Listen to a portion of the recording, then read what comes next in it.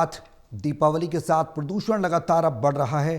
दीपावली त्योहार सिर पर है, लेकिन वायु प्रदूषण लगातार बढ़ता जा रहा है। दिल्ली एनसीआर में एक्यूआई बेहद खराब हो चुका है और अब प्रदूषण के चलते कई तरह के संकट भी मंडराने लगे हैं। एक्यूआई 300 को पार करके अंदाज़ा लगा सकते हैं आप। हालांकि आर्टिफिशियल रेन की तैयारी सरकार के द्वारा की जा रही है, लेकिन उससे पहले जो तस्वीर सामने आ रही है वो वाकई में डरा रही है। राजधानी की आबोहवा लगातार खराब हो रही है। एक्यूआई लेवल 300 को पार कर गया। दिवाली के बाद सरकार करवा सकती है दिल्ली में कृत्रिम वर्षा, लेकिन उस आर्टिफिशियल रेन का कितना फ़ायदा होगा ये सवाल है, और किस स्तर पर फ़ायदा होगा ये भी एक चिंतनीय विषय है। हर बार दीपावली के आसपास इस तरह की परिस्थिति बन जाती है जब एक्यूआई खराब श्रेणी में चला जाता है। वहीं सुबह और रात के समय ठंडी हवाएं चल रही हैं जो लोगों को और ज़्यादा परेशान कर रही हैं।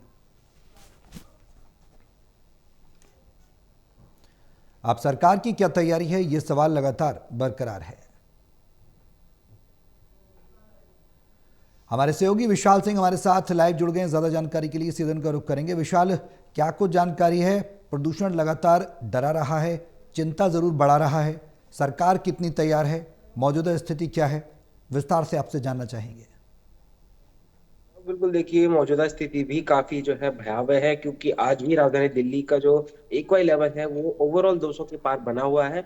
और कई जो हॉटस्पॉट इलाके हैं जैसे आनंद विहार, वजीरपुर और बवाना, इन इलाकों में एक्वाई लेवल 350 के भी पार जा चुका है, जो कि अब धीरे धीरे डेंजरस से जो है काफी डेंजरस श्रेणी में जाता जा रहा है। अभी फिलहाल जो स्थिति है वो काफी खराब श्रेणी में बनी हुई है दिल्ली में एक्वाई लेवल की। और इसी को देखते हुए ग्रैप वन जरूर लागू किया गया है और विंटर एक्शन प्लान भी दिल्ली सरकार की तरफ से घोषित कर दिया गया है। और इसी विंटर एक्शन प्लान के तहत ये कहा गया है कि दिवाली के बाद हो सकता है दिल्ली में कृत्रिम वर्षा भी कराई जा सकती है। ये दरअसल बाहर की विदेश की टेक्नोलॉजी पर जो है ये इस पैटर्न को पूरी तरह से अंजाम दिया जाएगा। जी। इसके लिए मेरठ में जो है पायलट्स की ट्रेनिंग भी जो है की जा चुकी है। तो अब केवल जो है हरी झंडी वो मंत्री की तरफ से मिलनी बाकी है, क्योंकि बाकी सभी प्रोसेस जो है कृत्रिम वर्षा को लेकर वो पूरे हो चुके हैं। और जैसे ही जरूरत महसूस होगी सरकार को आर्टिफिशियल रेन की, तो तुरंत जो है इसको करवाया जा सकता है, क्योंकि प्राकृतिक बारिश जो है उसका दौर थम चुका है। और बिना बारिश के अब प्रदूषण के कणों को हराना, प्रदूषण के कणों को जो है मारना, वो काफी मुश्किल है। तो इसलिए एकमात्र सॉल्यूशन अब जो है कृत्रिम वर्षा ही बन जाता है, क्योंकि पॉल्यूशन लगातार बढ़ रहा है और कितने भी उपाय सरकार की तरफ से किए गए हैं वो पूरी तरह से एंड में आते आते जो है विफल साबित होते हैं। और अभी क्योंकि दीपावली गुजरी नहीं है, उससे पहले ही पॉल्यूशन जो है काफी ज्यादा आसमान में घुल चुका है। और जी अक्सर दिवाली के बाद काफी ज्यादा प्रदूषण फैलता है, तो इसलिए उम्मीद जताई जा रही है कि दिवाली के बाद कृत्रिम वर्षा राजधानी में कराई जा सकती है। विशाल, हर बार की स्थिति यही है। तस्वीर हम देखते हैं, हर बार इस तरह की तस्वीर देखने को मिलती है। वजह क्या है, क्यों आखिर सरकार का नियंत्रण नहीं हो पा रहा प्रदूषण पर? आम आदमी पार्टी की सरकार की बात करें, इससे पहले पूर्ववर्ती सरकार कांग्रेस की भी रही, लेकिन स्थिति जस की तस बनी हुई है। खास वजह क्या है इसके पीछे? बिल्कुल, देखिए अगर विशेषज्ञों की माने तो अक्सर ये कहा जाता है कि राजधानी दिल्ली में सर्दियां आते आते हैं जिस तरह से हवा की रफ्तार जो है वो थम जाती है, और जो पॉल्यूटेंट्स होते हैं यानी प्रदूषण के जो कण होते हैं वो आसमान में एक ही जगह ठहर जाते हैं। और एक साथ कई सारे पॉल्यूशन के कणों को ठहरने की वजह से वहां का एक्वा लेवल जो है खराब हो जाता है। और ये अक्सर जो है इंडस्ट्रियल एरिया में या फिर ज्यादा भीड़ भाड़ वाले इलाकों में जो है देखा जाता है। वहीं अगर जो दिल्ली का जो रिज एरिया है, यानी जो जंगल से हरित भरा भरा एरिया है, उन एरिया में इक्वल लेवल जो है काफी कम दर्ज किया जा रहा है। तो ये साफ तौर पर दर्शाता है कि जहां जहां हरियाली है वहां पर इक्वल लेवल भी कम नजर आएगा, प्रदूषण वहां पर कम होगा। तो इसलिए अक्सर सर्दियों में हमने देखा है कि दिल्ली में पोल्यूशन अक्सर बढ़ जाता है, चाहे वो फिर पंजाब या हरियाणा से जलने वाले पराली का धुआं हो, वो भी क्योंकि दिल्ली सीधे आता है। और दिल्ली में अक्सर जो है ट्रैफिक काफी देखा जाता है, और सर्दियों के समय जो ये पॉल्यूशन है उसके कण एक ही जगह ठहर जाते हैं, और अन्य दिनों में जो है ये कण आगे निकल जाते हैं, जिस वजह से पॉल्यूशन जो है वो नहीं फैलता। जी। लेकिन सर्दियों में क्योंकि हवाओं की रफ्तार जो है थम जाती है, जिस वजह से एक कारण है राजधानी दिल्ली में एक लेवल काफी ज्यादा बढ़ जाता है। अब विशाल, अब आगे किस तरह के इसके साइड इफेक्ट्स देखने को मिलेंगे? एक्सपर्ट्स का क्या कुछ कहना है, किस तरह से लोग बचें इस प्रदूषण से, कैसे खुद को सुरक्षित रख सकें, कैसे अपने परिवार को सुरक्षित रख सकें, इसके बारे में भी आप बताएं। आपकी बातचीत हुई है किसी से क्या? बिल्कुल देखिए, एक्सपर्ट्स का लगातार यही कहना है कि अभी लोगों को जो है काफ़ी सचेत रहने की ज़रूरत है, क्योंकि प्रदूषण का स्तर जिस तरह से बढ़ रहा है, उसको महसूस कर पाना अभी फ़िलहाल जो है वो संभव नहीं है, क्योंकि जितना इको लेवल बढ़ रहा है, वो महसूस अभी नहीं किया जा सकता।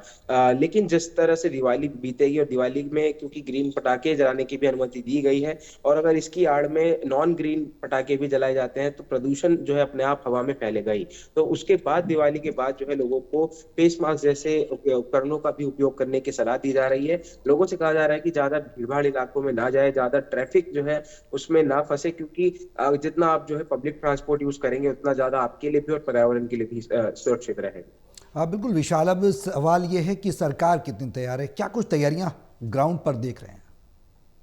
देखिए, सरकार की तरफ से 25 बिंदुओं वाला विंटर एक्शन प्लान जो है घोषित किया गया है, जिसके तहत कई सारी योजनाएं अलग-अलग प्रदूषण से निपटने के लिए जो है बनाई गई हैं। इसमें हम्म। सबसे मुख्यतः कृत्रिम वर्षा की ही बात की जा रही है। जैसा कि हमने बताया, दिवाली के बाद राजधानी दिल्ली में जो है आर्टिफिशियल रेनिंग कराई जा सकती है। इसका प्रोसेस जो है वो हेलीकॉप्टर्स के माध्यम से बादलों के ऊपर केमिकल का छिड़काव किया जाता है, और उसके बाद जो है केमिकल रिएक्शन से बादलों के में जो भरा पानी होता है वो धरती पर गिरता है, और उसी के जरिए आर्टिफिशियल रेनिंग यानी जो कृत्रिम वर्षा की हम बात कर रहे हैं वो कराई जाती है। तो अभी सरकार का जोर जो है कृत्रिम वर्षा पर ही टिका है, क्योंकि वही एकमात्र सोल्यूशन अब जो है नजर आ रहा है। अब विशाल, अगर बात की जाए एंटी स्मोक गन्स की, एंटी स्मोक टॉवर्स की, तो वो दिल्ली में कामयाब नहीं हो पाए, हमने देखा।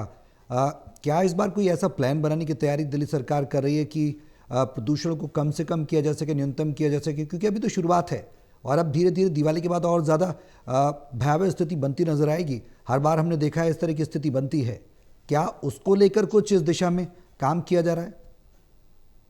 बिल्कुल देखिए, सरकार का कहना है कि इस बार जो है एंटी स्मोक गन्स और जो मोबाइल यूनिट्स होती हैं, उनको काफ़ी ज़्यादा संख्या में दिल्ली के अलग-अलग इलाकों में छोड़ा जाएगा, और ख़ास तौर पर वो इलाके जो हॉटस्पॉट माने जाते हैं, जहाँ पर प्रदूषण लेवल अपने आप ही 300 के पार दर्ज किया जाता है, अपने आप चला जाता है। उन इलाकों में सबसे ज़्यादा जो है एंटी स्मोक गन का छिड़काव पानी से जो है किया जाएगा, और उसमें कहीं न कहीं केमिकल्स भी जो है यूज़ किए जा सकते हैं, ताकि जो प्रदूषण के कण हैं, उनको तुरंत मारा जा सके। और इसी प्रकार अन्य अलग-अलग जो है योजनाएँ इस 25 बिंदु वाले विंटर एक्शन प्लान में दिल्ली सरकार की तरफ से बनाए गए हैं। हाँ विशाल, अगर बात की जाए तो दिल्ली में सबसे ज़्यादा प्रभावित क्षेत्र कौन से हैं, सबसे ज़्यादा जिन पर प्रदूषण का सबसे ज़्यादा कहर है इस वक्त, और वहाँ पर बचाव की भी सबसे ज़्यादा ज़रूरत है, वो भी आप हमें बताएं। देखिए, प्रभावित क्षेत्रों की बात करें तो इन्हीं क्षेत्रों को जो है हॉटस्पॉट कहा जाता है, जिसमें सबसे टॉप पर अगर हम बात करें तो दिल्ली का जो आनंद विहार इलाका है, ये सबसे ज़्यादा हॉटस्पॉट में माना जाता है, क्योंकि यहाँ पर जो है कई अलग-अलग शहरों की बसें यहाँ पर आती हैं, जो कि काफ़ी ज़्यादा प्रदूषण फैलाती हैं, जिस वजह से ये इलाका अपने आप में ही काफ़ी जो है प्रदूषित हो जाता है। और क्योंकि यहाँ पर काफ़ी सारा इंडस्ट्रियल वेस्ट भी जो है आसमान में घुलता है, और उस वजह से भी यहाँ पर जो है प्रदूषण देखे जाते हैं। वहीं दूसरी ओर अगर बात करें तो बवाना, वो भी एक इंडस्ट्रियल एरिया है, और वहां से भी काफी जो है ट्रैफिक फ्लो हरियाणा और दिल्ली की तरफ होता है, तो उस वजह से भी प्रदूषण वहां पर काफी ज्यादा फैलता है। और ठीक इसी प्रकार वजीरपुर, अलीपुर जैसे कई अलग अलग इलाके शामिल है दिल्ली के, जहां पर काफी ज्यादा इंडस्ट्रियल वेस्ट जमा होने की वजह से ये इलाके जो है हॉटस्पॉट में आते हैं, और इन इलाकों का एक अक्सर 350 से भी ज्यादा दर्ज किया जाता है। प्रमुख कारणों की बात करें तो इस बार प्रदूषण बढ़ने के प्रमुख कारण क्या रहे हैं? हर बार हम देखते हैं कि पराली जलाना सबसे प्रमुख कारण होता है, इंडस्ट्रियल वेस्ट को जलाना वो भी एक कारण माना जाता है, गाड़ियों की संख्या बढ़ जाना भी एक बड़ा कारण माना जाता है। इस बार क्या? देखिए, एक्सपर्ट्स का यही कहना है कि सर्दियों में अपने आप ही प्रदूषण जो है ना केवल दिल्ली में बल्कि हर जगह बढ़ता है, लेकिन दिल्ली में सबसे ज्यादा इसलिए भी बढ़ता है क्योंकि यहाँ पर काफी ज्यादा ट्रैफिक फ्लो जो है वो होता है, और सर्दियों में जिस तरह से हमने बताया कि हवाओं की रफ्तार जो है थम जाती है, जिस वजह से जो पॉल्यूटेंट्स हैं यानी प्रदूषण के जो कण हैं, उनको आगे बहने में जो है काफी दिक्कत होती है। इस वजह से वो एक ही जगह सारे कण जो है इकट्ठा हो जाते हैं, और अगर उसको फिर साइंटिफिकली मापा जाए तो वो एक्वाई यानी एयर क्वालिटी इंडेक्स लेवल में बढ़कर जो है काफी ज्यादा आगे पहुंच जाते हैं। तो इसीलिए हम सुनते हैं कि यहाँ कहीं किसी इलाके का एक्वाई लेवल जो है वो 200 के आसपास बना हुआ होता है, वहीं तो कई इलाके ऐसे हैं जहाँ पर एक्वाई लेवल 300 के भी पार जमा होता है। अब विशाल, अगर बात की जाए मौसम विभाग की, तो क्या कुछ कहना है एमडी का इस प्रदूषण को देखते हुए? कितनी आगे चेतावनियों को लेकर बिंदु बनाए गए हैं, बिंदुवार चेतावनी दी गई है? किस किस बात को बताया गया है कि आप सतर्क रहना है, किसको करना है किसको नहीं करना है? क्योंकि ग्रैप 1 लागू हुआ है, जाहिर सी बात है इसके बाद ग्रैप के और चरण भी लागू होंगे जब विषम परिस्थितियां बनती नजर आएंगी। बिल्कुल, देखिए मौसम विभाग की तरफ से अगर मौसम की चेतावनी की बात करें तो फिलहाल बारिश को लेकर दूर-दूर तक कोई भी आसार जो है नहीं जताए गए हैं।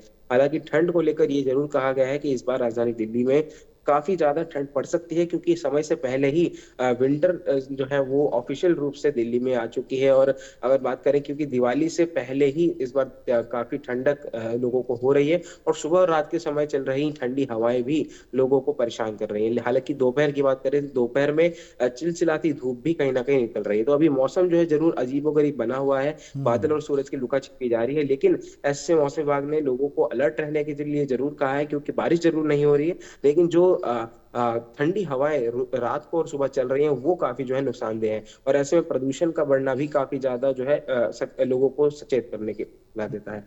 अब विशाल, एक सवाल और है, वो ये सवाल ये है कि डॉक्टर्स की राय क्या है? अगर प्रदूषण का लेवल बढ़ रहा है तो क्या करना चाहिए उन लोगों को जिनके घर में बुजुर्ग हैं, छोटे छोटे बच्चे हैं और बीमार लोग हैं जिनका उपचार चल रहा है, उपचाराधीन हैं? किस तरह की वो सतर्क रहें, किस तरह की सलाह दी गई है वो भी आप हमें बताएं। क्या कुछ उपाय वो अपनाएं जिससे कि इस क्रॉनिक जो एक तरीके से पॉल्यूशन है उससे वो अपने परिवार को बचा सकें, सुरक्षित रहें?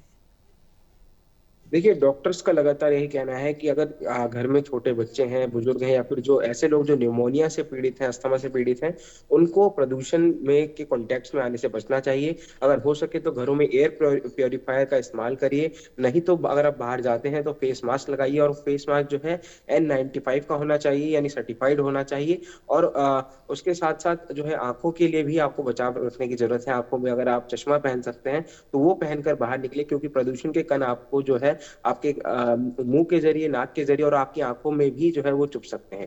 तो इसलिए डॉक्टर्स लगातार यही एडवाइज़री जो है लोगों के लिए जारी कर रहे हैं कि आप इस बदलते मौसम के बीच अपना काफ़ी ज़्यादा ख़्याल रखें। जितना ज़्यादा हो सके उतना ही आप जो है बाहर कम जो है बाहर निकलें। चलिए, बने रहें विशाल, हमारे साथ लौटेंगे।